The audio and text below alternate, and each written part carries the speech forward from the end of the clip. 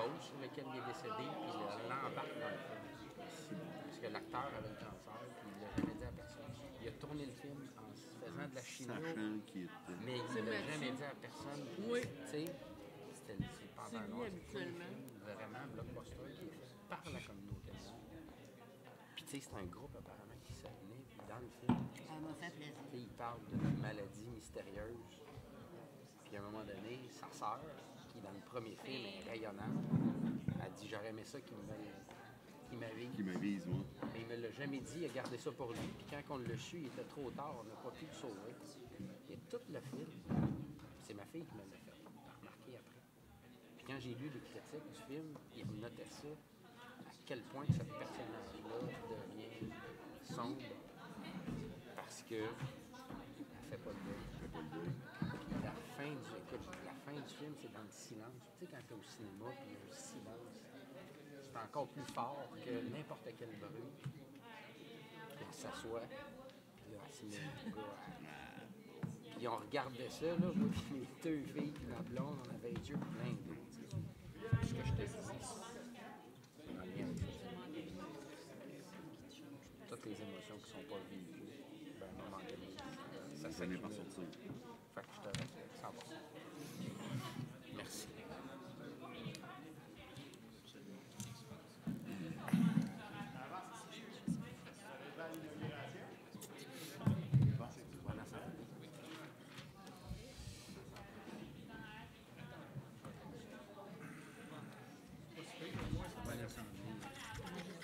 Bonjour à mes amis. J'ai appelé François. Comment tu vas? Ouais, c'est Françoise Marielle. De la forêt contractoire. J'ai appelé François Dauron. Puis on a dit que c'était quasiment correct. Mais elle a quand même.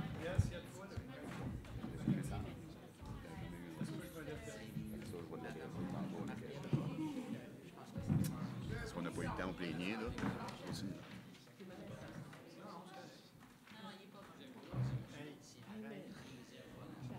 Tu me diras pas quoi faire. Mais je le sais. Non, ça va. Mais qu'avant, Non, mais s'il y a de quoi, je vais naviguer. la pause sur le poste. Je t'ai dit.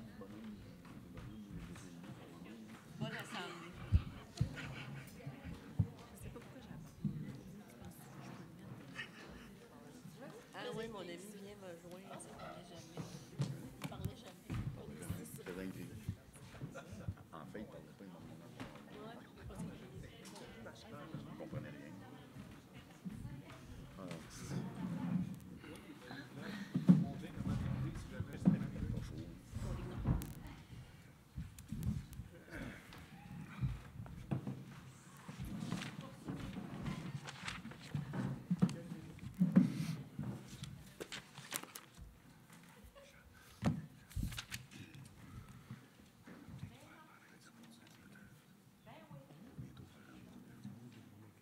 Michael, la CPTO.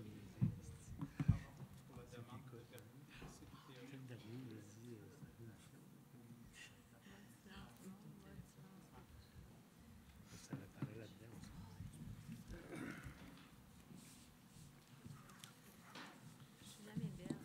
Nous allons débuter l'Assemblée dans 120 secondes.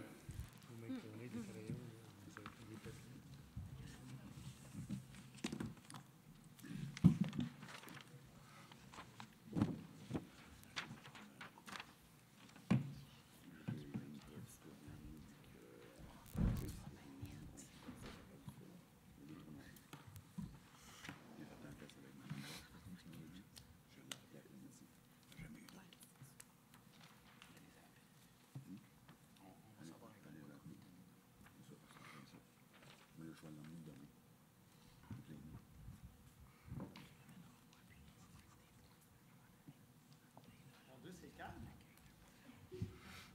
Pour l'instant. On est prête.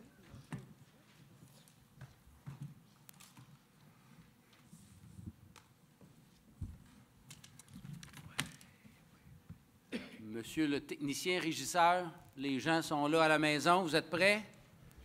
Fait que, compte tenu que tout le monde est là, tout le monde est prêt, On va quand même débuter officiellement l'Assemblée à partir de 19h30, mais ça me laisse quand même quelques temps pour faire les bienvenus et les salutations.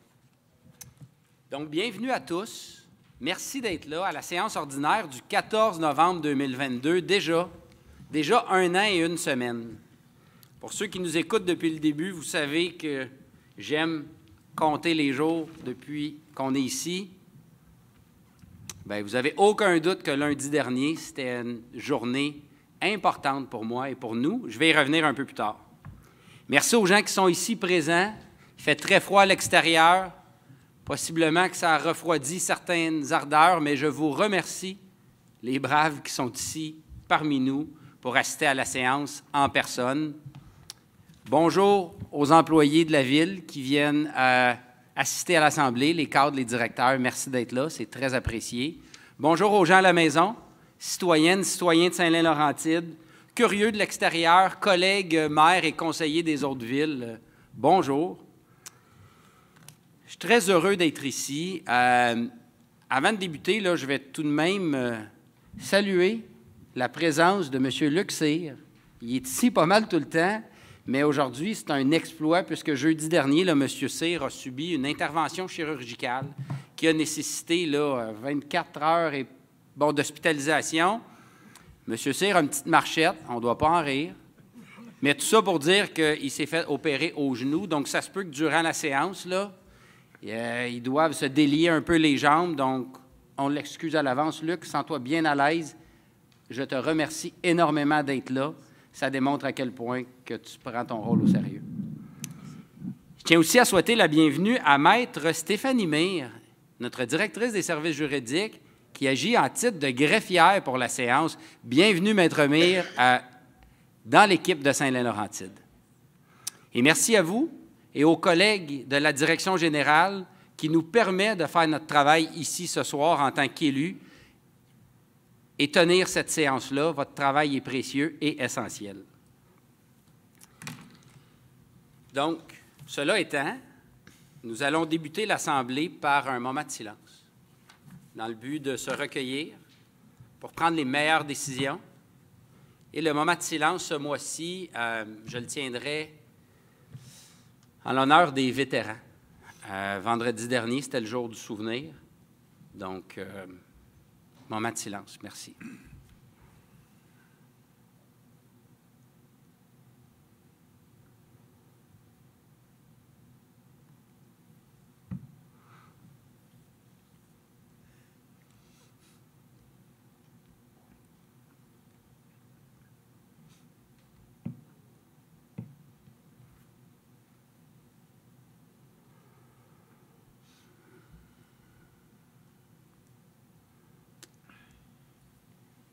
Merci à tous.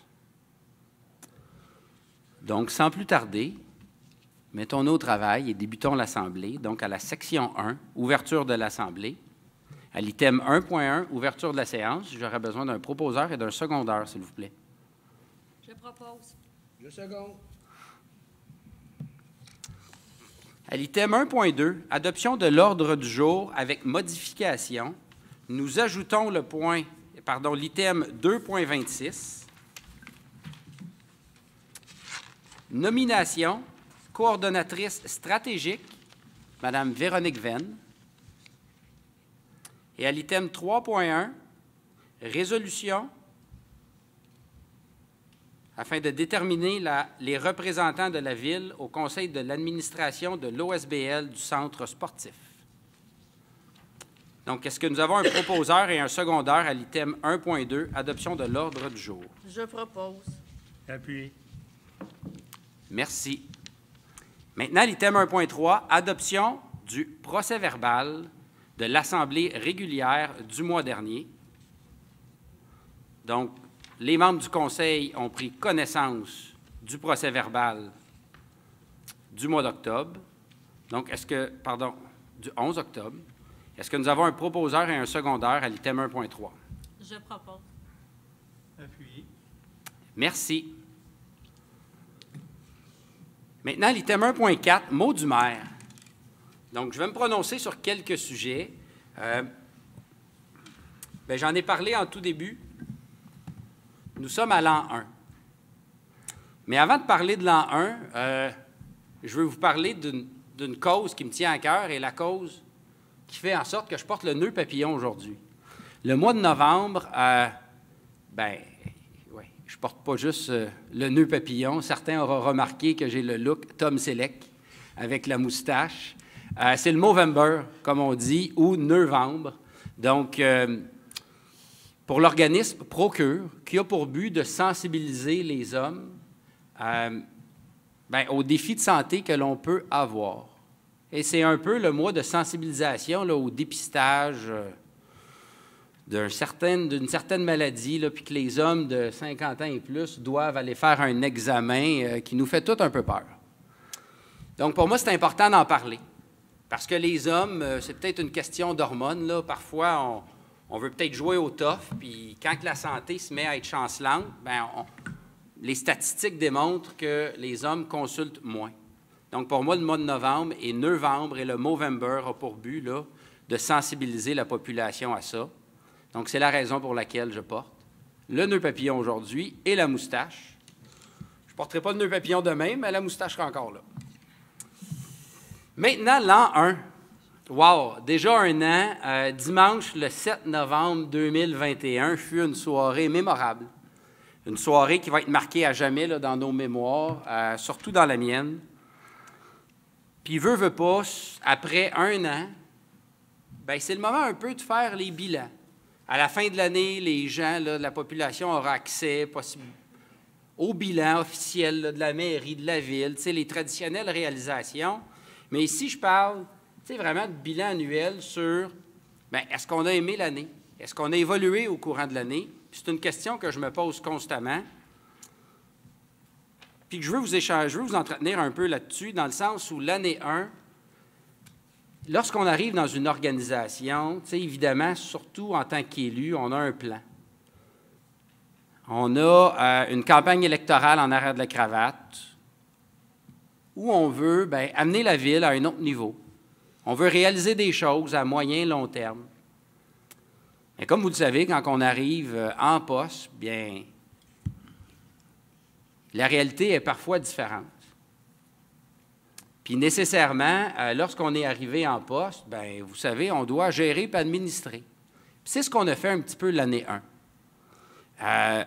L'objectif était d'apporter une structure à l'organisation, d'établir des priorités pour être en mesure de voir un peu plus où on s'en va, pour être capable par la suite d'échanger ça avec la population. Puis je suis très fier de ce qu'on a accompli en un an, en 12 séances, surtout lorsque je regarde la table en avant de moi, puis les gens là, qui sont assis ici et qui œuvrent pour l'organisation. Je pense que c'est la plus grande réalisation des 12 premiers mois, c'est la qualité des gens qu'on a amenés à la tête de la ville et dans les différents départements, mais surtout à la tête de la ville par leur niveau de compétence. Leur travail, leur éthique de travail, vous êtes vraiment en mesure de soutenir le Conseil dans nos plus grandes ambitions. Ça, c'est la plus grande fierté que j'ai à titre de maire après un an. Évidemment, on agissait peut-être en réaction. On était vraiment dans l'exécution au jour le jour. Mais parallèlement à ça, mais évidemment, notre rôle aussi, c'est de planifier, d'organiser le futur de la communauté. Bien, on le fait, puis les résultats vont être établis et dévoilés au dîner du maire, le 7 décembre prochain, puis ça prend la forme de S2L 2025 Ville Référence. C'est le canal qu'on a choisi, puis on veut se servir de ça comme plan d'optimisation à la ville pour livrer aux citoyens et aux citoyennes la qualité de service dont ils méritent. Mais juste pour donner une idée de grandeur aux gens, là, on a fait le recensement. Vous voyez ici, c'est une grande page, là, il y en a 5. On a fait le recensement de tous les idées, tous les projets, tous les concepts qui avaient été mis en place par les directeurs, dans nos campagnes électorales, les promesses qui avaient été faites par les élus, les choses qui étaient en cours, pas terminées, les choses qu'on doit faire, bien, tenez-vous bien, des projets, on en a recensé 140. Donc, la première chose qu'on avait à faire, c'est prioriser tout ça. Puis on est en fin de parcours sur la priorisation, puis le dévoilement va être lors du dîner du maire dans le cadre d'S2L 2025. Donc, je vous dis, c'est un rendez-vous. Dans le cadre de cette priorisation-là, je saute à mon autre sujet. Je suis très fier d'avoir assisté à plusieurs consultations citoyennes. J'ai certains collègues élus qui vont en parler, là. Mais c'est un changement de cap pour l'administration municipale et pour les élus. On veut favoriser les consultations citoyennes, mais moi, j'aime mieux parler de participation citoyenne. Vraiment, qu'est-ce qui s'est passé? Ce sont des ateliers de travail où il y a eu des échanges entre les citoyens, les élus, les membres de la direction, puis les idées, là, sont créées, puis sont acheminées, sont canalisées, puis ça se transforme en action après. Mais c'est important pour nous, pour moi, à titre d'élu, d'aller chercher, comme on dit, le input, d'être capable de savoir qu'est-ce que les gens veulent pour après ça être en mesure de les établir, ces choses-là, puis de les livrer. Donc, mon ambition, c'est d'établir un dialogue permanent avec la population, que la ville de Saint-Lin-Laurentide, à titre de ville référence, se dote de politiques de consultation citoyenne et qu'on développe entre les élus, les employés de la ville et les citoyens de notre communauté un lien de confiance inébranlable. Fait que je remercie les gens qui ont participé, je remercie la direction générale qui a mis beaucoup d'efforts, je remercie les entreprises qui nous ont accompagnés, parce que, somme toute, ce fut un succès et j'en suis très fier.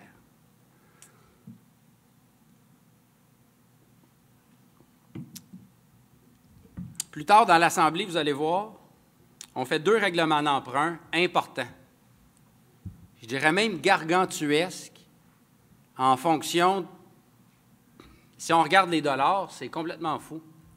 Mais si on les ramène en termes d'ouvrages municipaux, bien, on est pas mal dans la moyenne de ce que ça coûte un peu partout. Vous le savez, on est arrivé à la ville, on fait de notre mieux à tous les jours, mais il y a certains items, certains aspects de la ville, ici je parle des infrastructures, qui ont besoin d'amour.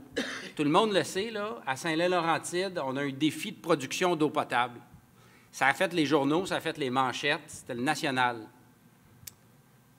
Bien, ce soir, on prend des décisions pour démontrer le sérieux du conseil pour avancer, puis on est rendu à l'étape où les plans sont faits et les estimés sont faits. Donc, on veut démontrer à la population, mais surtout aux différents paliers de gouvernement, que la Ville va prendre ses responsabilités pour se doter d'infrastructures à la hauteur des besoins de la population. Donc, vous allez avoir un peu plus de détails tantôt sur la mécanique, là, mais il y a un emprunt qui s'en vient de 35 millions pour l'usine d'épuration. Puis, on va emprunter quelques millions supplémentaires, là, j'ai 9 dans la tête, concernant une usine pour l'eau potable au sud de la ville, là, près de l'école du Ruisseau. Donc, en somme, c'est une bonne nouvelle puisque ça démontre que l'on va de l'avant, puis qu'il y a de la lumière au bout du tunnel ou qu'il y a de l'eau au bout du tuyau. On va dire ça comme ça. Autre sujet, là, le 26 novembre, on a la parade de Noël, le défilé de Noël qui va parcourir là, les rues au centre-ville, dans notre noyau villageois. Les informations sont sur notre Facebook. On est en période de recrutement de bénévoles. Oui, cette année, la Ville, pour des raisons bien précises, on a sauté par-dessus le dépouillement d'arbres de Noël. On va revenir pour offrir une alternative à la population définitivement dès l'an prochain. Et cette année, l'activité de Noël, c'est le défilé. Donc, je dis aux gens à la maison, je dis aux gens ici dans la salle, là, le 26 au soir, sortez, invitez vos amis, amenez les enfants, parce que le vrai Père Noël va être avec nous. Plus de détails sur notre site Facebook.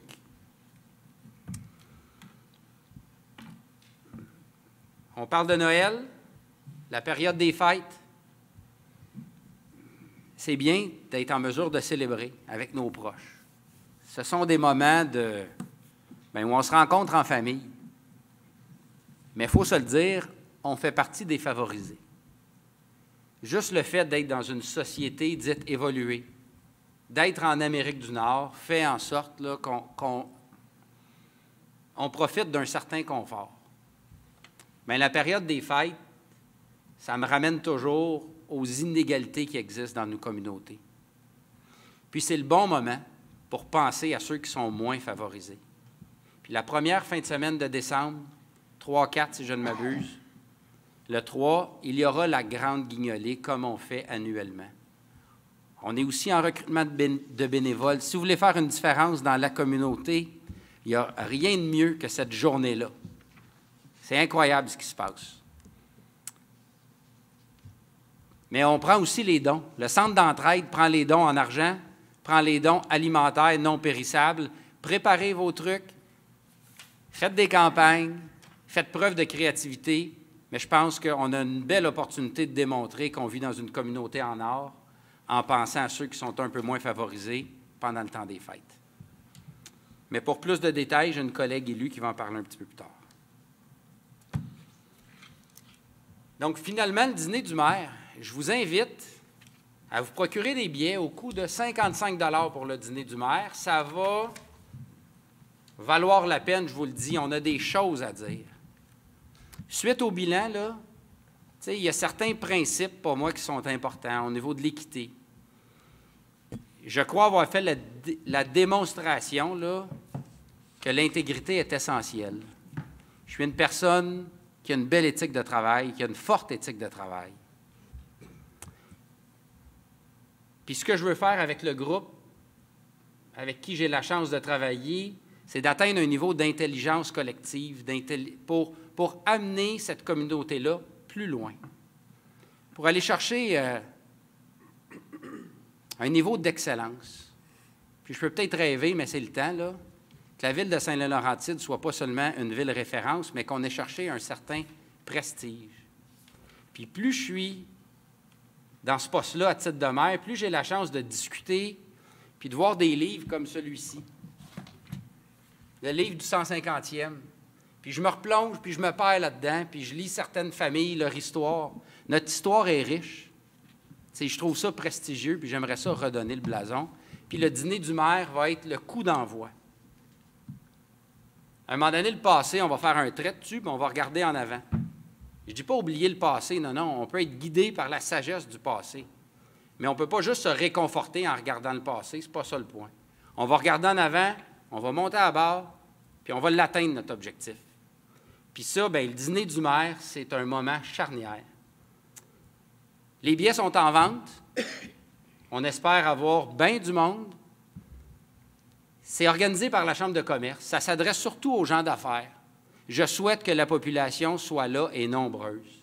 Et à ce titre-là, le bureau du maire achète pour son dîner une table complète de 8 personnes qui sera réservée pour donner à la population. Donc, il y a 8 citoyens. J'aurais tendance à dire ceux et celles qui viennent régulièrement aux assemblées du conseil, bien, c'est pour vous, ces billets-là. Puis aussi, les gens à la maison qui aimeraient assister au dîner du maire, écrivez au bureau du maire, appelez-nous pour dire que vous seriez intéressés à avoir un billet pour ce dîner-là, puis bien, les 8 premiers auront un billet. J'ai bien hâte au 7 décembre. Ça va être un moment, comme je l'ai dit, charnière pour mon mandat, puis j'espère que ce sera historique pour la ville de Saint-Lin, mais ce ne sera pas à moi de le dire. Pour terminer, c'est la semaine des tout-petits, comme on dit, la semaine des tout-petits, puis j'aurai la chance, là, un peu plus tard cette semaine, d'aller dans des CPE, dans une école, je crois, aller lire des histoires. J'ai bien hâte, j'ai eu ma formation, j'espère de bien faire ça, c'est quand même stressant, amener toutes les voix. Mais il y a des tout-petits qui auront la chance d'entendre, bien la chance, entre guillemets, d'entendre le maire lire une histoire comme « La doudou du capitaine ». Fait que j'ai bien hâte de le lire. Puis, on prend des grandes décisions. On travaille fort, mais ultimement, ce genre d'activité-là, ça me rend vraiment fier de faire partie de notre communauté. Fait qu'il reste un autre point que vous allez entendre parler là, à l'item 5.1, qui est une décision majeure pour le futur de la ville. Je vais l'expliquer à l'item 5.1. Donc, sur ce, le mot du maire est complet. Je vous invite à l'item 1.5, première période de questions, tout sujet ouvert ou tout sujet qui peut vous intéresser. Le micro est à vous, s'il vous plaît. On vous demande de vous identifier. Claude Terrien. Je vais l'encadrer, celle-là. Le 2.3, c'est intéressant. Je m'en venais justement avec cette question-là. Je ne sais pas comment vous l'avez faite, parce qu'au mois de juin, vous avez mis fin au contrat de Tetra Tech. Alors, comment vous avez fait pour, quelques mois après, arriver avec le projet? C'est votre question? Oui. Parfait. Merci, merci beaucoup de votre question, M. Terrien. Vous avez une très bonne mémoire. En fait, ce qui s'est passé, c'est qu'en cours de route, là, le type d'usine a changé.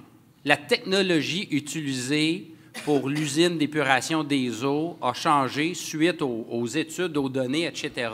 Donc, ce qui s'est fait au mois de juin, c'est qu'on a terminé un des premiers contrats qui avait été donné, qui avait pour but de livrer une usine, mais qui ne correspondait plus aux besoins actuels de Saint-Lin-Laurentide. Donc, parallèlement à ça, il y a une firme, et je crois que c'est la même, là, si je ne m'abuse, travaillait sur le vrai plan qui était l'usine avec une technologie qu'on appelle MBR bout activé. Puis c'est ça qu'on livre ce soir là, en termes de règlement d'emprunt. OK. J'ai vu le règlement sur les eaux usées, le nouveau règlement sur les eaux usées. Il y a énormément d'items de réglementés là-dedans.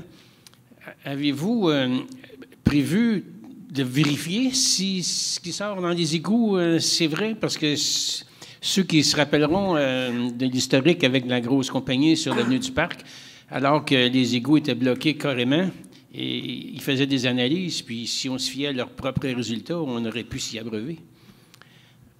Alors... Donc, merci beaucoup de votre question. La Ville a comme intention et principe de faire appliquer les règlements qu'elle met en vigueur et surtout de se donner des outils et des moyens pour les faire appliquer. Le détail de votre question aujourd'hui, je ne peux pas y répondre. Quel type de capteur qu'on a, au bout de quel tuyau, je ne peux pas vous le dire. Par contre, M. Terrien, ça va me faire plaisir de vous mettre en contact avec les spécialistes de notre organisation pour qu'ils vous disent qu'est-ce qu'on a actuellement sur le territoire, puis qu'est-ce qu'on doit ajouter. Parce que je suis persuadé qu'on a aussi de l'optimisation puis de l'amélioration à faire à ce niveau-là. Puis si vous, comme n'importe quel autre expert ou citoyen, vous avez des recommandations, puis elles sont pertinentes et jugées bonnes, on va les accueillir à bras ouverts. Merci. Un dernier petit point. La dernière assemblée, j'avais parlé que c'était difficile pour les citoyens de suivre vos règlements de changement de zonage parce qu'on n'est pas capable de les voir. Les règlements sont publiés sur le site Internet de la Ville, puis souvent on parle tel que l'annexe A. Pourquoi pas publier l'annexe, seulement le procès-verbal de l'Assemblée? Je suis 100% d'accord avec vous. Si on réfère à des documents, il faudrait absolument avoir le moyen d'y accéder, que ce soit par un hyperlien, que ce soit par une autre pièce jointe. On va prendre ça en note, puis on va s'assurer là, que ce soit le cas. Mais dans tous les cas, M. Terrien, si vous cherchez un annexe que vous ne trouvez pas, après vos recherches, n'hésitez pas. Appelez à la Ville, puis on va s'organiser pour vous le donner dans des délais plus que raisonnables. OK. C'est arrivé souvent qu'il y a plusieurs mois sans que le procès-verbal arrive, puis j'envoie un courriel. Oups, là, il en arrive 2-3 mois le lendemain ou 2 jours après. S'il y a quelqu'un qui a la responsabilité, lorsqu'il est approuvé, de le publier? Monsieur Terrien, je vous répondrai par S2L 2025, Ville référence. La Ville se dote d'un plan d'optimisation. Et ce que vous dites là, c'est un symptôme de l'organisation actuelle. Il n'y a pas personne que je connais dans l'organisation qui prend la décision de ne pas le faire. Par contre, on se doit d'améliorer les processus, d'établir des procédures pour viser l'excellence. Puis ce que vous me dites, bien, ça fait juste me prouver que S2L 2025 a sa place. Merci. Merci à vous.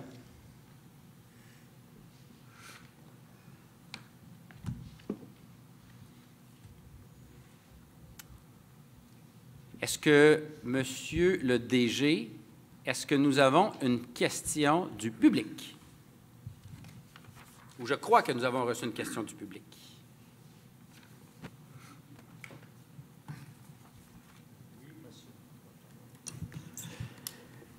Effectivement, Monsieur le maire, nous avons reçu une question du public et je la lirai ainsi. Concernant les arrêts d'autobus qui ne sont pas déneigés suffisamment en hiver, la question nous provient de Steve Fortin. Donc, les abribus, les arrêts d'autobus signalés par poteau qui ne sont pas déneigés nécessairement bien en hiver et qui ne sont pas suffisamment sécuritaires pour les citoyens, plus particulièrement là, le long de la route 335 où il y a un achalandage important.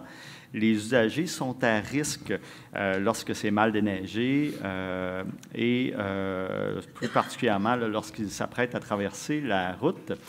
Monsieur Fortin est inquiet notamment pour les clientèles plus jeunes et vulnérables là, qui utilisent le transport en commun, qu'il y ait plus un risque d'accident, plus particulièrement avec le fait là, qu'il y a un grand achalandage dans le réseau d'autobus. Il serait bien, pour cette année, signale M. Fortin, là, que les arrêts d'autobus soient déneigés de façon plus sécuritaire et de vérifier avec la MRC ce qui pourrait être fait en ce sens. M. Fortin est très inquiet qu'il arrive des accidents, donc de porter une attention plus particulière aux arrêts. J'ai un complément de réponse à cette question qui nous sera offert par Stéphanie Chrétien.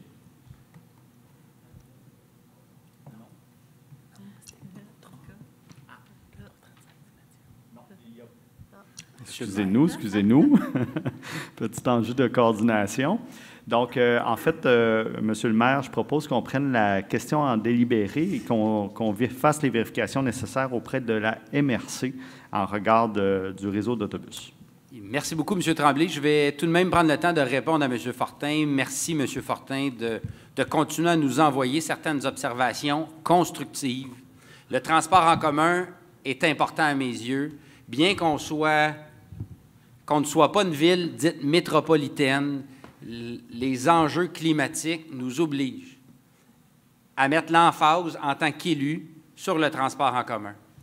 Et pour moi, plus que de barrières pour les usagers du transport en commun et la sécurité étant une barrière majeure, bien, on ne va pas favoriser la fréquentation du transport en commun. Donc, j'accueille favorablement sa question.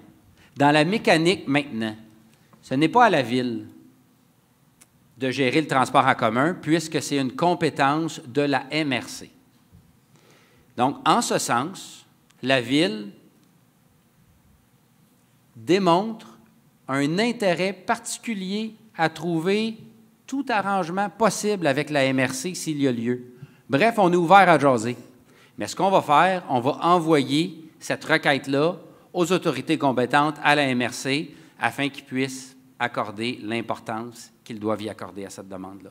Donc, merci, M. Fortin, pour votre question.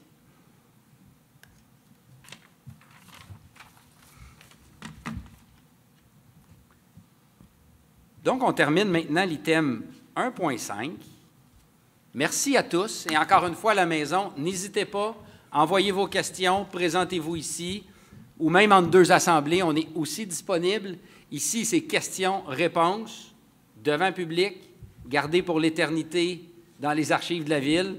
Par contre, si vous voulez un format plus d'échange, il n'y a pas de souci, les élus sont disponibles, le maire aussi, entre les séances. Je suis là à temps plein. Donc, maintenant, à l'item 2. À l'item 2.1, dépôt du rapport de délégation de pouvoir aux fonctionnaires pour la période du 1er au 31 octobre 2022. Donc, il s'agit, comme à tous les mois, là, du dépôt de rapport de délégation. Donc, dans le fond, les dépenses qui ont été faites par les différents directeurs et directrices à la Ville. On n'a pas besoin de proposeurs ni de secondaires puisque c'est un dépôt. Maintenant, l'item 2.2. Dépôt du procès-verbal de correction concernant la réseau numéro 166-03-22. Autrement dit, c'est une erreur de pitonnage, là. par rapport au numéro d'une résolution de référence. Donc, c'est un dépôt seulement pour corriger là, une résolution qui a eu lieu en mars dernier. Maintenant, l'item 2.3, dépôt d'un projet de règlement et avis de motion, règlement décrétant un emprunt au montant de 36 017 36 017 372 concernant la construction d'une nouvelle usine d'épuration.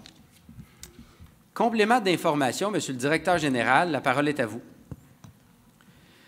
Merci, Monsieur le maire. Effectivement, c'est ici le début du processus devant mener à la construction d'une nouvelle usine d'épuration pour la ville de Saint-Laurentine. Nous en sommes très fiers. Évidemment, il s'agit d'un premier pas officiel, mais les travaux préparatoires sont déjà commencés avec la préparation finalement des plans et devis qui serviront à la construction de l'usine. Le règlement d'emprunt est au montant projeté de 36 17 372 $. Ce sont des estimations qui incluent les frais généraux associés au développement du projet, génie civil, architecture, structure, électricité, mécanique du bâtiment, procédés, instrumentation. Ça inclut également des contingences à hauteur de 30 % du coût de la construction, ce qui nous donne une indication comme quoi les coûts associés au projet sont absolument réalistes.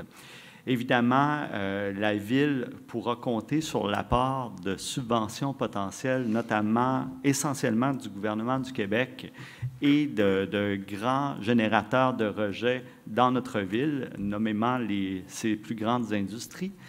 Ces coûts viendront faire diminuer à terme le règlement d'emprunt qui sera effectivement requis à payer par les usagers de l'usine dans notre ville. Donc, le processus de plans et devis se complète. Le présent règlement d'emprunt est requis pour avancer avec les demandes de certificats d'autorisation et d'autorisation, disons, à faire auprès du ministère des Affaires municipales. Et déjà en 2023, nous commencerons avec la précommande des équipements qui équipera l'usine. La mise en chantier se ferait en 2023 pour une inauguration en 2024. Merci beaucoup, M. Tremblay. Donc, j'ai besoin d'un conseiller ou d'une conseillère pour donner l'avis de motion à l'item 2.3. Je donne l'avis de motion. Merci, M. Chrétien. Et le projet de règlement est déposé. Maintenant, l'item 2.4. Dépôt d'un projet de règlement et avis de motion, règlement décrétant un emprunt au montant de 9 569 283 $ concernant la construction d'une usine de production d'eau potable. Comme je l'ai mentionné un petit peu plus tôt, c'est au sud de la ville, l'usine Ville-Maury, comme on dit, qui est près de l'école du Ruisseau, sur l'avenue Villeneuve. Donc, encore une fois, Monsieur le Directeur général, je vous passe la parole pour un complément d'information. Donc, certains d'entre vous ont peut-être remarqué qu'une usine temporaire est installée sur le site puisqu'on procède à des tests sur la qualité de l'eau, toujours pour orienter les technologies qui seront intégrées à l'usine. Selon le même principe que pour la station d'épuration, le règlement d'emprunt fait partie des préalables à la construction éventuelle du projet de l'usine. Et les coûts incluent le génie civil, la structure, l'architecture, la mécanique du bâtiment et la mécanique des procédés qui seront utilisés. Le coût, incluant les taxes, est projeté à 9 309 343 $. Et encore une fois, une bonne portion du projet sera financée via des subventions du gouvernement du Québec, communément appelée la TEC. Merci beaucoup, M. Tremblay. Donc, j'aurais besoin d'une conseillère ou d'un conseiller pour donner l'avis de motion à l'item 2.4. Je donne l'avis de motion. Merci. Maintenant, l'item 2.5. Adoption du règlement numéro 730-2022 modifiant le règlement de zonage 101-2004 afin de créer la zone P31 au sein d'une nouvelle zone d'affectation publique. modifier les limites actuelles des zones C9 et R1-48 et de créer la zone C35. Donc, je vais vous donner le complément d'information. Il s'agit de l'étape finale. Après l'avis de motion, premier dépôt, bref, les 156 étapes, nous sommes rendus à la dernière étape. Et pour votre bénéfice, il s'agit d'une modification de zonage pour autoriser une nouvelle école primaire francophone sur notre territoire. Donc, est-ce que nous avons un proposeur et un secondaire à l'item 2.5? Je propose. Appuyé. Merci. Maintenant, l'item 2.6. Encore une fois, il s'agit de l'étape finale, c'est-à-dire l'adoption du règlement. Donc, à l'item 2.6, adoption du règlement numéro 731-2022, modifiant le règlement de zonage numéro 101-2004 afin de modifier les usages autorisés au sein de la zone I2. Donc, essentiellement, la Ville a eu un projet de déposer et on s'est prononcé en faveur de la modification de zonage. Et c'est pour autoriser essentiellement des mini-entrepôts à l'est de la ville, là, en direction de Saint-Roch, là, dans le coin de la Rivière-Nord et tout ça. Donc, est-ce que nous avons un proposeur et un adopteur à l'item 2.6? Linda propose. Appuyé. Merci. Maintenant, l'item 2.7. L'adoption du règlement numéro 733-2022 sur la rémunération des membres du Conseil de la Ville de Saint-Lin-Laurentide. Bon, nous l'avons déposé, nous en avons discuté, nous avons consulté, donc ici, c'est l'étape finale. À 2.7, j'aurais besoin d'un proposeur et d'un secondaire, s'il vous plaît. Je le propose. Je seconde. Et le vote est unanime, incluant le vote en faveur du maire. Merci. À l'item 2.8, adoption du règlement numéro 734-2022 sur la vérification de l'optimisation des ressources par la Commission municipale du Québec. J'en avais glissé là, quelques informations lors de mon dernier mot du maire.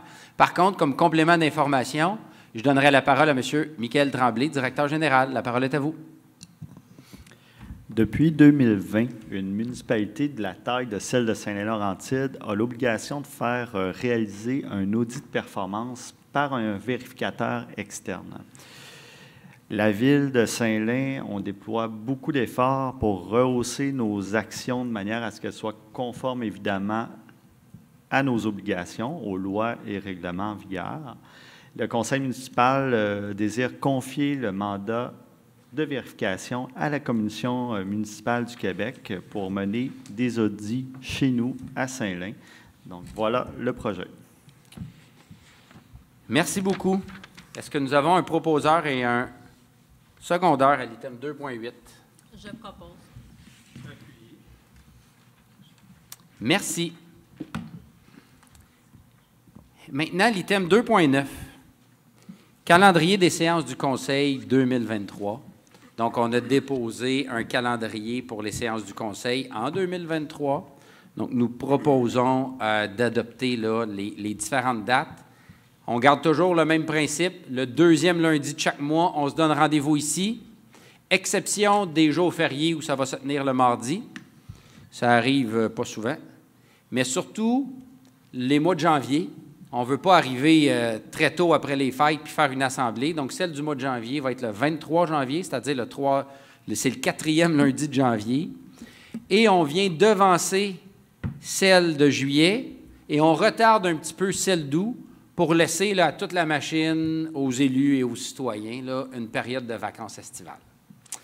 Donc, ce calendrier sera disponible, les séances seront inscrites au calendrier que vous allez recevoir de la Ville nécessairement, puis n'importe quand le bureau du maire est prêt à recevoir votre appel pour vous dire c'est quand la prochaine séance. Ceci étant, est-ce que nous avons un proposeur et un secondaire à l'item 2.9? Je propose. Je seconde. Merci. Maintenant, l'item 2.10. Autorisation de signature au directeur général, protocole d'entente pour les camps de jour 2023. L'air en fête. Complément d'information, cette fois-ci, la parole est à vous, Madame Sénéchal.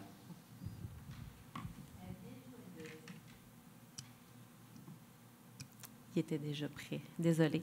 La Ville de Saint-Lin-Laurentide mandate l'Air en Fête, un organisme spécialisé dans la gestion des camps de jour afin de déployer l'offre de camps de jour aux citoyens en 2023. Cette entreprise est certifiée par l'Association des camps du Québec et les animateurs qu'elle embauche bénéficient de formations reconnues par cette même association. Cette décision s'inscrit parfaitement dans un souci de proposer un service de qualité supérieure à la population. Nous savons à quel point la période d'inscription au camp de jour est un moment crucial dans l'organisation de la saison estivale pour les familles. Surveillez nos outils de communication en février prochain pour ne rien manquer. Merci beaucoup, Madame. Merci beaucoup, Madame Sénéchal. Donc, est-ce que nous avons un proposeur et un secondaire à l'item 2.10? Je propose. J'appuie. Merci. Maintenant, pour les items 2.11 à 2.16, qui représentent essentiellement des embauches, avant de passer les points en rafale, je donnerai la parole au directeur général, M. Tremblay, pour un complément d'information. La parole est à vous. La Ville de Saint-Lin-Laurentide procède à une série d'embauches pour différentes raisons. La première que je tiens à souligner est l'arrivée de Chantal Smedbol, chargée de projet. Le maire faisait référence tout à l'heure à une série de 140 projets inscrits au plan stratégique. Madame Smedbol aura le défi de coordonner la réalisation de l'ensemble de ces projets. Madame Smedbol est spécialisée en gestion de projet. Une autre arrivée significative, celle de Nathalie Lorrain, qui permettra de remplacer de façon imminente le départ à la retraite d'une de nos employés. Dans l'ensemble des cas, je souhaite à tous ces nouvelles recrues bienvenue à la Ville de Saint-Lin-Laurentide. Vous découvrirez effectivement, comme un citoyen le mentionnait tout à l'heure, M. Terrien, qu'il y a quelques symptômes qui font en sorte que notre ville n'est pas aussi efficace et efficiente qu'on le souhaiterait. Le plan d'optimisation S2L 2025 fait partie de la solution, mais encore faut-il être doté des meilleures ressources pour y arriver. Donc, bienvenue à l'ensemble des membres de notre équipe.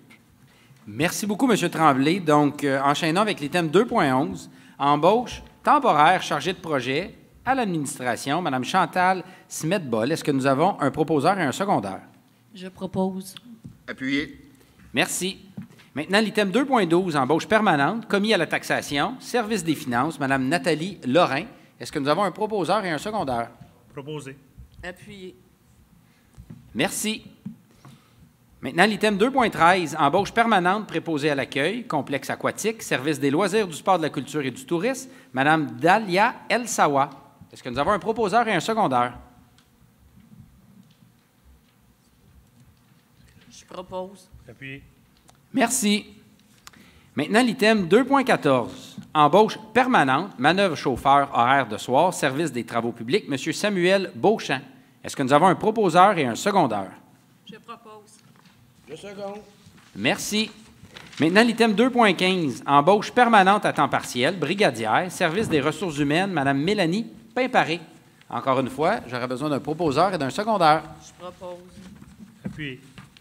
Merci. À l'item 2.16, embauche permanente à temps partiel, brigadier, service des ressources humaines, Mme Mélissa Bertrand. Est-ce que nous avons un proposeur et un secondaire à cet item? Je le propose. Je seconde. Merci. Passons maintenant à l'item 2.17, congé sans solde, pompier, service de sécurité incendie, M. Gabriel Forêt.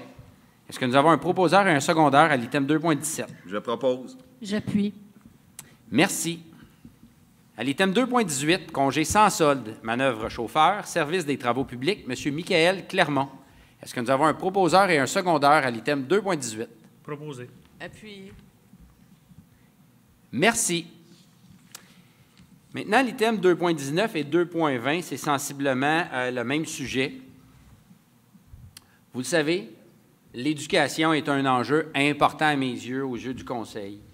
Bien que ce n'est pas dans nos champs de compétences ni dans nos champs de responsabilité, nous avons un rôle à jouer. Nous devons jouer un rôle pour assurer une relève à notre communauté.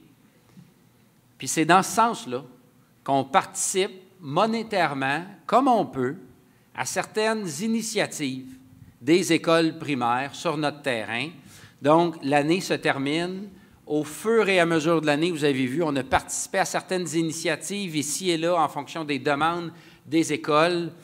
On veut s'assurer d'être équitable avec tout le monde. Et en fin d'année, on révise les choses. Puis, qu'est-ce qu'on fait? C'est que dans le fond, le principe, c'est que la Ville verse 1 $ par enfant pour favoriser, pour aider au paiement des activités parascolaires qui, elles, vont favoriser la fréquentation scolaire.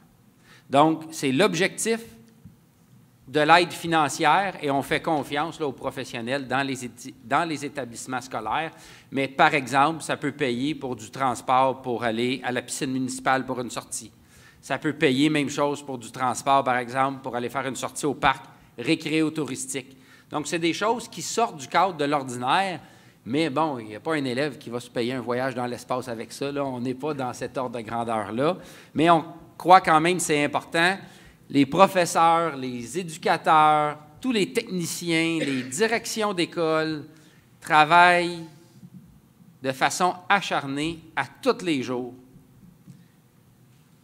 Bien, pour les tout-petits dans notre communauté, puis c'est la moindre des choses qu'on puisse les appuyer en leur permettant là, de sortir un petit peu puis de faire des activités qui les inspirent puis qui inspirent les jeunes. Donc, à l'item 2.19, j'ai besoin d'un proposeur et d'un secondeur pour verser une subvention à l'École des 3 temps d'un montant de 837 $. Je propose. Je seconde. Merci. Dans le même titre, à l'item 2.20, j'aurais besoin d'un secondeur et d'un proposeur pour verser à l'École du Ruisseau une subvention totalisant un montant de 707 $. Je propose. J'appuie. Merci. Maintenant, l'item 2.21, bail de location pour le 55 route 335. Et je donnerai la parole à Maître Stéphanie Mire pour le complément d'information. La parole est à vous. Oui. Alors, il y a un bail présentement en vigueur pour le CPE Multigarde qui est connu sous le nom de la Petite Ferme. Par contre, le CPE est en renégociation avec le ministère de la Famille et à ce titre-là, ils doivent avoir un bail en vigueur sur 5 ans prospectifs. Le bail actuel se terminait au 31 mars 2023. Donc, la direction générale du CPE nous a demandé de réouvrir le bail. Nous avons là, pris l'opportunité là, pour indexer un peu le loyer là, compte tenu là, des taux d'indexation du ministère de la Famille, ainsi que d'offrir une clause d'achat-location au CPE. Merci beaucoup. Est-ce que nous avons un proposeur et un secondeur à l'item 2.21? Je propose. Appuyez. Merci. Maintenant, l'item 2.22, modification de la résolution numéro 203-06-21, mutation directrice service d'urbanisme, Mme Amélie Coutu. Je vous retourne la parole, Mme la greffière, pour le complément d'information. Oui. En fait, afin là, de donner plein effet à notre règlement, notamment notre règlement de construction, il devait y avoir une petite modification au niveau des résolutions qui avaient été prises là, pour Mme Amélie Coutu, notre directrice du service de l'urbanisme, afin qu'elle soit nommée fonctionnaire désigné de la Ville là, qui peut notamment initier là, des poursuites judiciaires là, à cet effet. Donc, c'était pour régulariser là, son statut.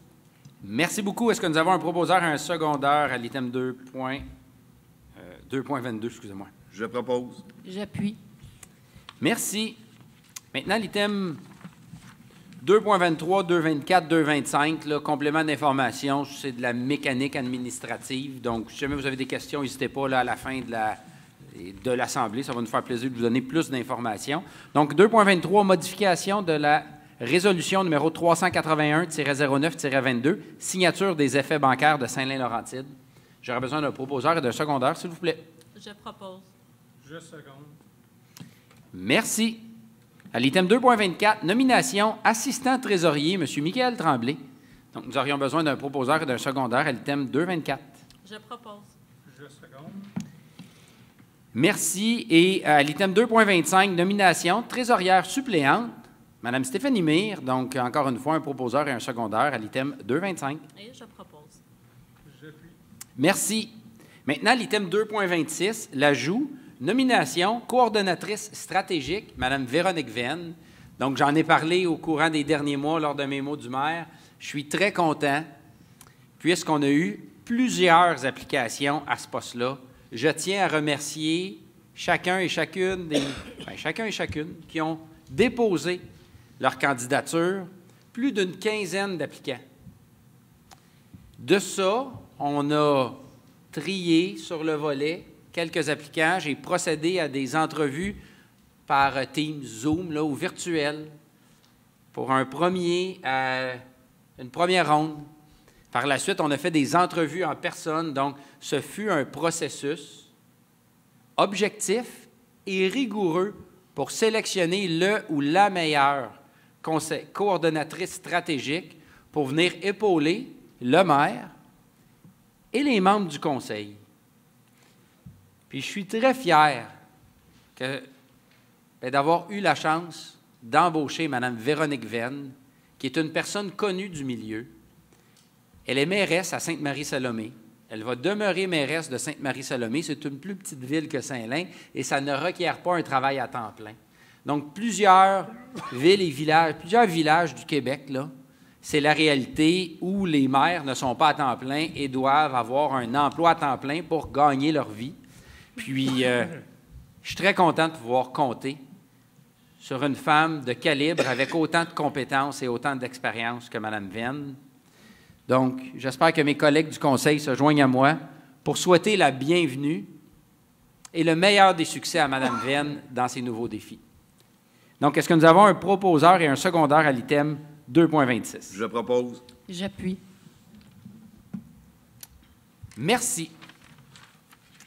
Maintenant, à la section 3, communautaire, à l'item 3.1, encore une fois un ajout, pour désigner les représentants et représentantes de la ville de Saint-Lin-Laurentide au CA de l'OSBL, le centre sportif. Donc, il est proposé de nommer, à titre de représentant de la ville au sein du conseil d'administration, M. Luc Cyr, M. Pierre Lortie, Mme Chantal Lortie et Mme Linda Paul pour représenter la ville au sein de ce CA-là. Donc, j'ai besoin d'un proposeur et d'un secondaire. Je demande le vote. Et ensuite de ça, on passera au vote avec chaque conseiller et conseillère. Donc, est-ce que nous avons un proposeur et un secondaire à l'item 3.1?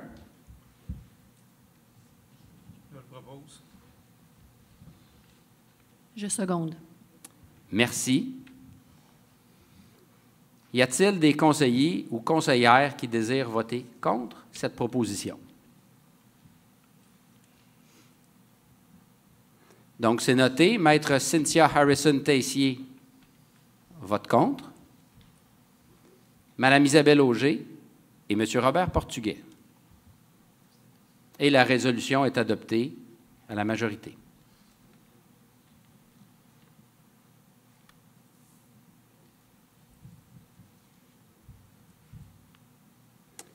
Maintenant, l'item 4.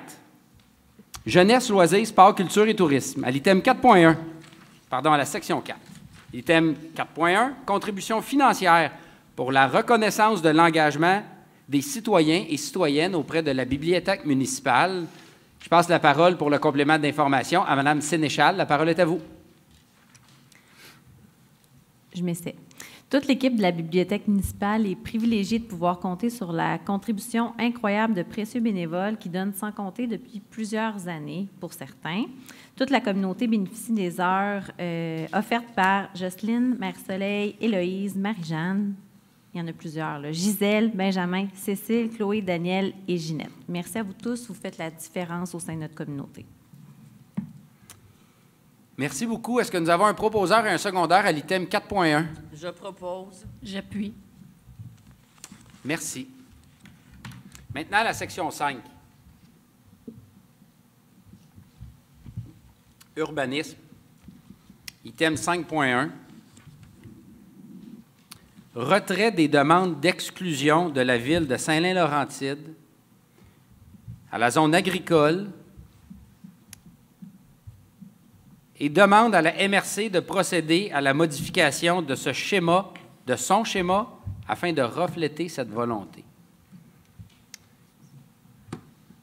Donc, attendu que la Ville et les membres du Conseil ont pris connaissance de la mise à jour des données actuelles sur l'état de situation par rapport aux demandes d'exclusion en zonage agricole qui avaient été émises. Attendu que la Ville de Saint-Lin-Laurentide souhaite dorénavant inscrire ses actions dans la lutte contre les changements climatiques. Attendu que la Ville juge détenir sur son territoire d'urbanisation actuel suffisamment d'espace voué à une affectation commerciale, et ce pour répondre aux besoins de développement actuels et des prochaines années. Attendu que la Ville désire préserver son territoire agricole et que l'impact d'une exclusion de la zone agricole a un aspect irréversible. Attendu que l'empiètement d'une excroissance du périmètre urbain de la zone agricole d'une longueur de 1,2 km prévu dans la demande initiale est considéré aujourd'hui comme étant non souhaitable. Attendu que la Ville projette de se doter d'une politique de consolidation des milieux déjà urbanisés, également connue sous la forme de reconstruction de la Ville sur elle-même. Attendu que la Ville désire réduire le taux d'artificialisation nette de son territoire. Donc, je demande un proposeur et un secondeur afin que la Ville retire ses demandes de dézonage agricole telles qu'elles sont inscrites dans le schéma d'aménagement de la MRC et demande à la MRC de modifier ce schéma-là pour refléter les volontés du Conseil de Ville. Et cette demande d'exclusion-là, c'est 6,7 hectares qui équivaut à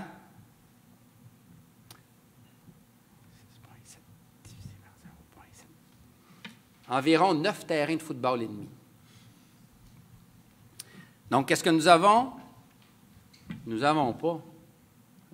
J'en cherche pas, puisque le maire désire proposer cette résolution-là.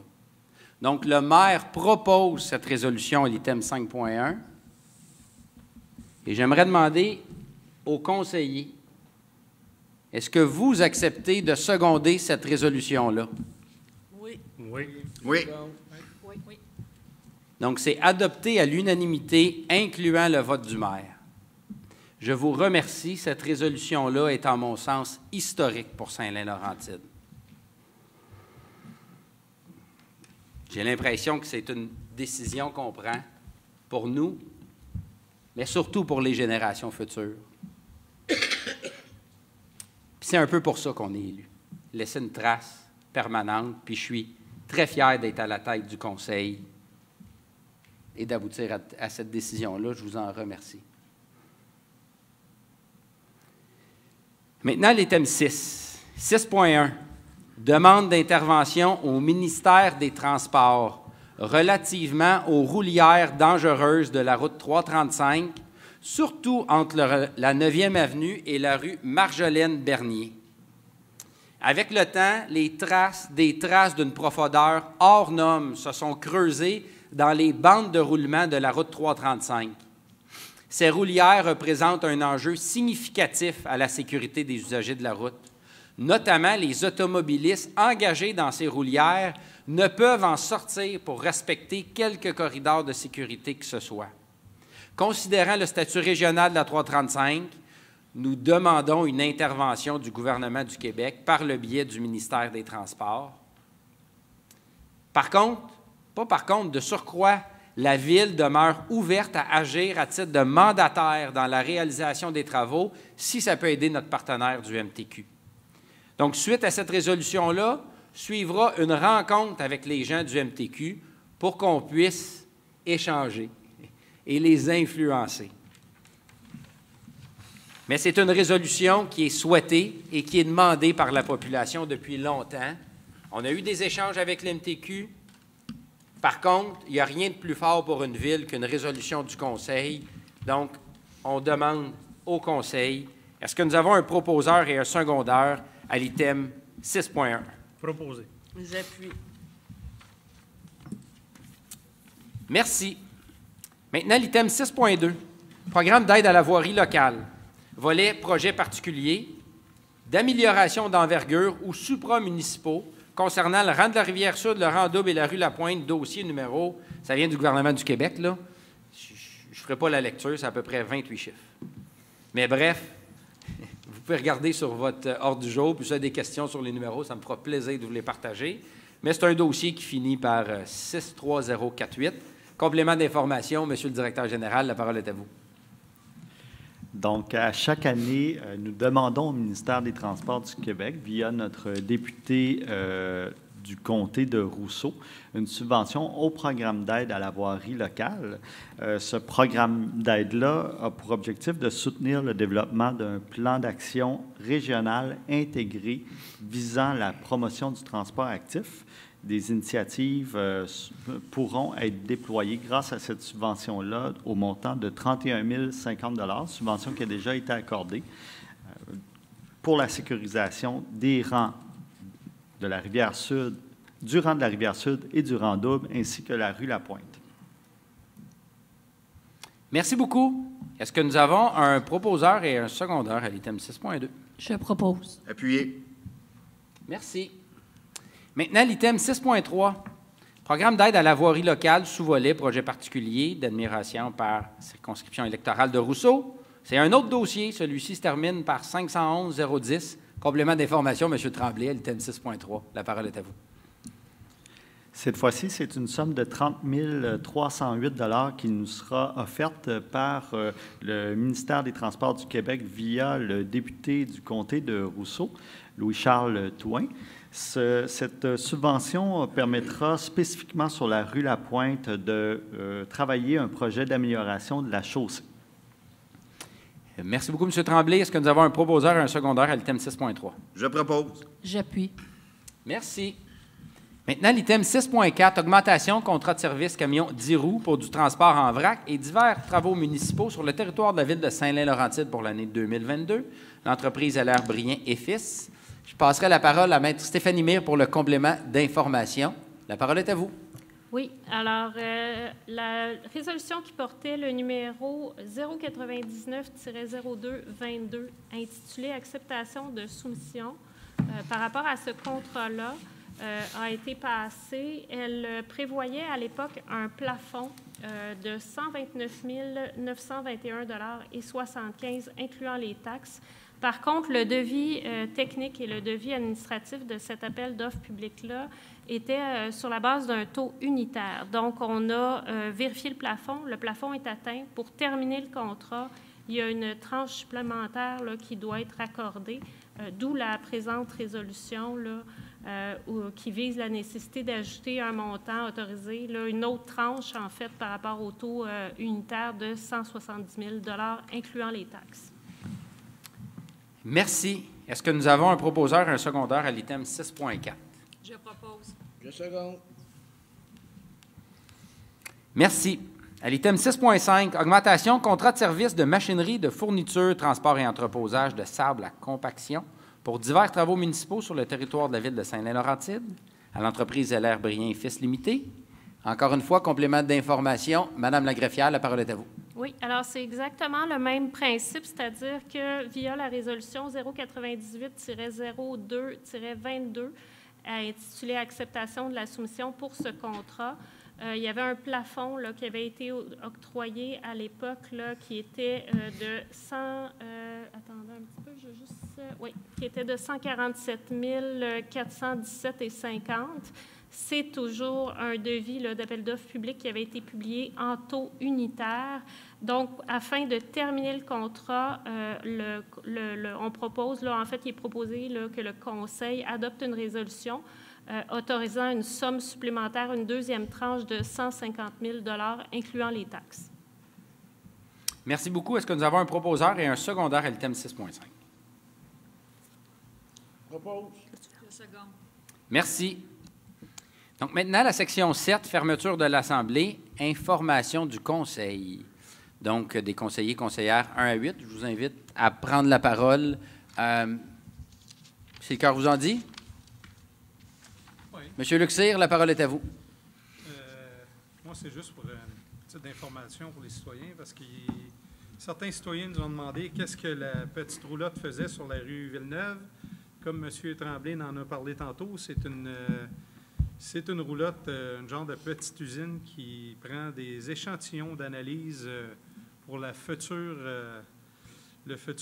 usine de filtration qui va se trouver là. Donc, présentement, il y a des échantillons qui sont pris pour faire des analyses, pour avoir un certificat pour des affaires du ministère des Affaires municipales. Donc, on ne sait pas le délai encore. On va vous avertir quand que ça va être terminé, parce qu'il y en a qui trouvaient que ça faisait un peu de bruit. Donc, je les invite à la patience. Ça va venir. On va l'enlever sous peu, mais il faut prendre le temps de faire des bonnes analyses pour avoir des bonnes données. Merci. Merci beaucoup, M. Cyr. Donc, Mme Harrison-Tessier, je vous cède la parole. Oui, simplement pour expliquer mon vote à 3.1. Je ne voulais pas voter nécessairement contre mes collègues, sauf que cette décision-là implique le retrait de M. Robert Portugais. Et comme je suis arrivée à la fin de la discussion tantôt à 18h50 et que c'est un point qui a été ajouté ce soir, je n'ai pas suffisamment d'informations et je n'ai pas eu suffisamment de temps pour réfléchir. Et comme je ne peux pas m'abstenir comme conseillère, je dois nécessairement voter pour ou contre. Donc, j'ai voté contre et pour le peu d'arguments que j'ai entendus à la fin de la rencontre, ce n'était pas suffisant pour me convaincre de la justification du retrait de M. Portugais. Et je n'aurai pas d'autres points. Merci, Mme Harrison-Tessier. Donc, je passerai maintenant la parole à Mme Linda Paul. Bonsoir à tout le monde, à la maison aussi. Il y a eu 2 jours de consultation, le 27 octobre puis le 1er novembre dernier, sur les politiques environnementales. Mais je tiens à remercier toutes les personnes qui se sont déplacées, aussi avec des enfants, que nous avons eu des belles échanges. Je découvre avec joie que nos citoyens et citoyennes ont leur comité à cœur. 1000 merci encore. Bravo. Merci beaucoup, Mme Paul. Je passe maintenant la parole à M. Chrétien. La parole est à vous. Bonsoir. Vous n'êtes pas sans savoir que la neige est à nos portes.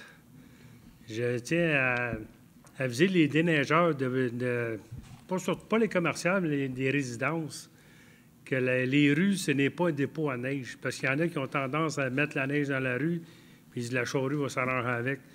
Mais il est strictement interdit de mettre de la neige dans la rue. Même les citoyens, vous n'avez pas le droit non plus. Alors, portez une petite attention particulière à ça. Merci. Merci beaucoup, M. Chrétien. Donc, je passe maintenant la parole à M. Portugais. La parole est à vous. Bonjour. Ça fait déjà 1 an et 1 semaine. Ça va bien. Je vais continuer à représenter, comme l'année qu'on vient de passer, mes citoyens dans le district 5. Puis je vous souhaite une très belle soirée. Merci beaucoup, M. Portugais. Maintenant, Mme Isabelle Auger, je vous passe la parole. Merci, M. le maire. Bonjour à tous. Merci d'être ici ce soir. En fait, pour ceux qui me connaissent savent que j'ai siégé au conseil d'administration du service d'entraide familiale pendant 8 années. Et l'an dernier, le conseil de ville m'a demandé de siéger à titre d'observatrice sur le même CA. Alors, c'est un organisme qui me tient à cœur et ils vont tenir bientôt la guignolée annuelle qui se tiendra le 3 décembre prochain. Alors, toutes les sommes amassées iront évidemment au service d'entraide familiale afin de les aider financièrement. Cette année, le coût des paniers de Noël avoisineront les 75 000 et il y a déjà 10 000 de denrées qui ont déjà été achetées en prévision. Déjà 75 familles sont inscrites. Évidemment, nous avons besoin de votre aide à titre de bénévole. Alors, si le cœur vous en dit, vous pouvez aller sur le site Facebook du service d'entraide et vous inscrire via un formulaire électronique. Évidemment, je vous invite, citoyens de Saint-Lin, à être généreux encore cette année, comme vous l'avez toujours fait par les années passées. Merci. Merci beaucoup, Mme Auger. Merci de votre implication. Je passerai maintenant la parole à M. Pierre Lortie. Merci, M. le maire. Bonsoir, tout le monde. Moi, j'aimerais revenir sur 6.1, demande d'intervention au ministère des Transports du Québec relativement aux roulières dangereuses de la route 335. Un petit peu de la sensibilisation que je vais faire par rapport à cet système-là. Autant les automobilistes que les piétons. Soyez vigilants, les automobilistes, parce que c'est très, très dangereux de traverser cette route-là à pied. Les roulières sont tellement creuses que si vous marchez moindrement d'un pas vite, vous pouvez trébucher facilement. Pour avoir fait l'expérience il y a quelques semaines, je l'ai traversé en courant. J'ai failli perdre pied. Donc, autant les piétons, les automobilistes, partir du pont jusqu'à la rue Marjolaine dernier, s'il vous plaît, soyez vigilants. Merci. Merci beaucoup, M. Lortie. Merci. Je passerai la parole maintenant à Mme Chantal Lortie. Je vous cède la parole. Merci, Mathieu. J'ai 4 petits points. Mon premier, c'est en tant que présidente de la Société d'histoire. Je voulais remercier tous les gens qui nous soutiennent et qui nous aident à la Société d'histoire et du patrimoine de Saint-Laurentide. Nous sommes au recommencement. Nous sommes peu nombreux, n'est-ce pas, M. Dion? Et nous sommes bénévoles. Que ce soit en nous apportant des documents ou pour les numériser ou en dons ou en nous suivant sur notre page Facebook, en partageant vos souvenirs et vos connaissances, vous enrichissez notre patrimoine et vous faites rayonner notre ville. Plusieurs d'entre vous me téléphonez ou m'écrivez en privé. Je l'apprécie énormément. J'ai donc une bonne nouvelle en primeur pour vous, M. Dion.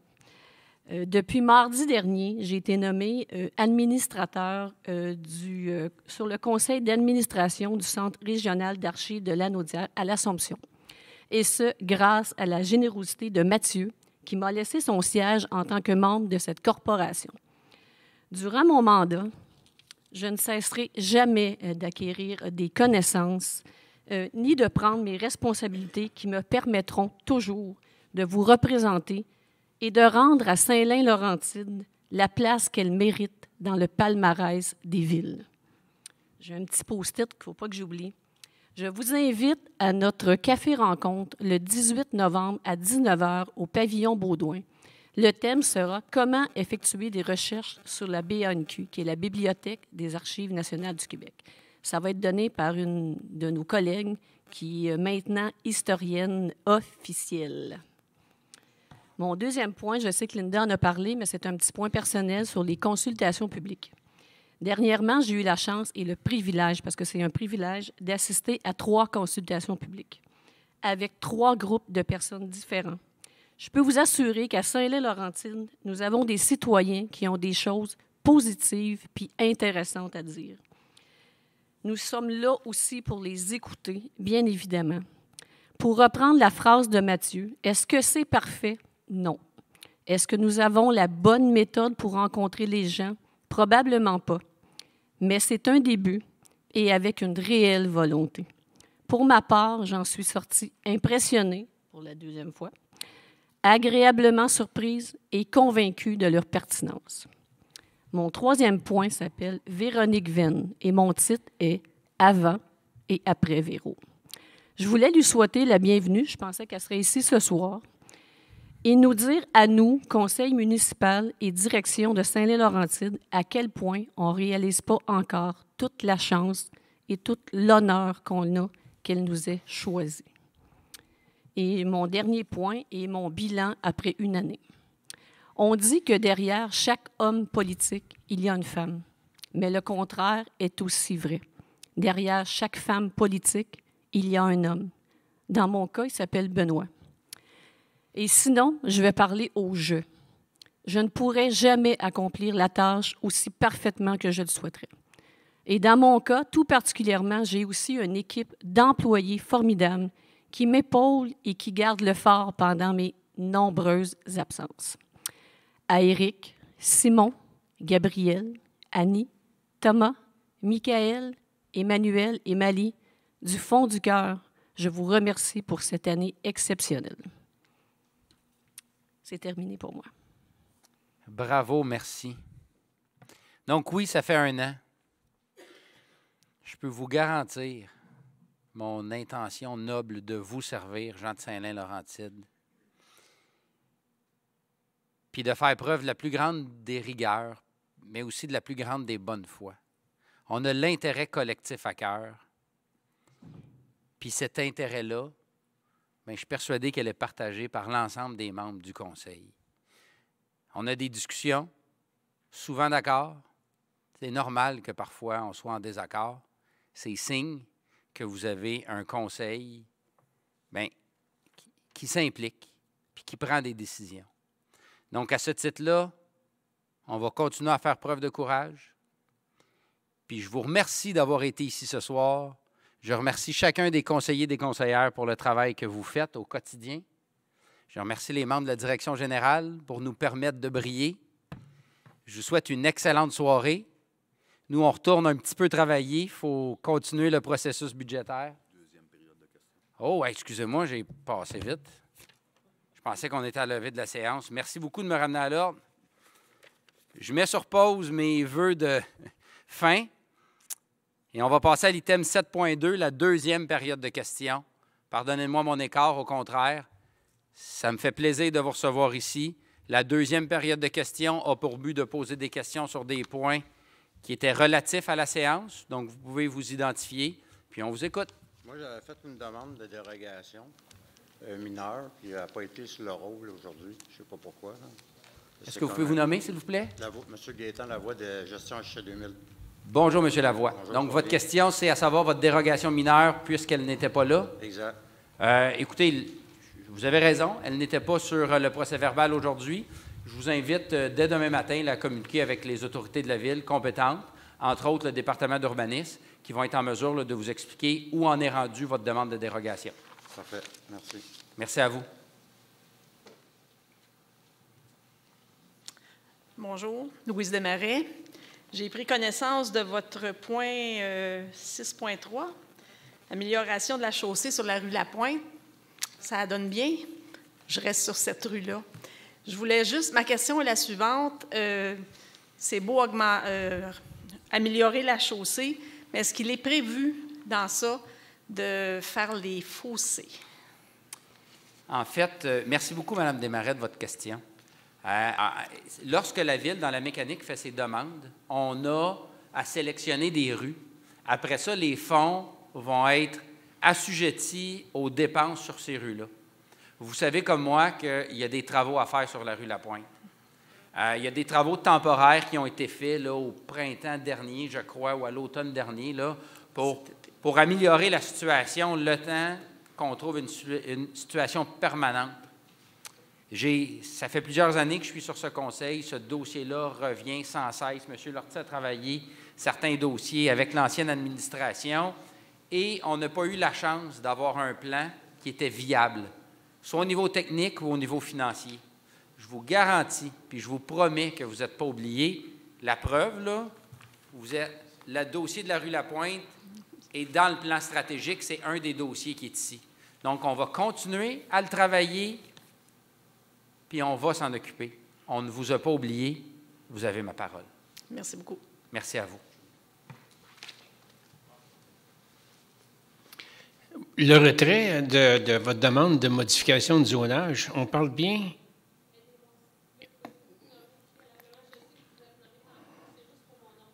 Claude Terrien. Okay. On parle bien du projet qui a fait une levée de bouclier à la communauté urbaine de Montréal, puis la ville de Terrebonne, puis Mascouche. Exactement. Est-ce que Saint-Lin, y a-t-il d'autres territoires dans cette demande-là de modification? Saint-Lin se retire, mais est-ce qu'il reste des...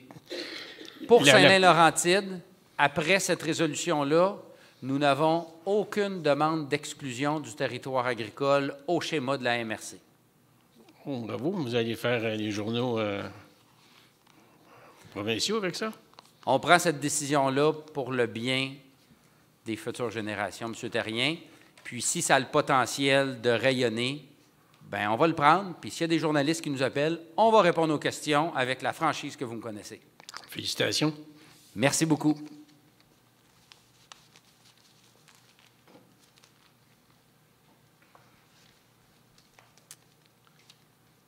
Donc, pardonnez-moi, comme on va dire, la crampe au cerveau que j'ai eue en pensant que c'était terminé. Merci pour vos questions. Monsieur Lavoie, si j'avais eu votre réponse, comme ça, je vous l'aurais donnée, sans aucun doute. Malheureusement, je ne l'avais pas. Ceci étant dit, je vous souhaite une excellente soirée. Je vous remercie de votre participation.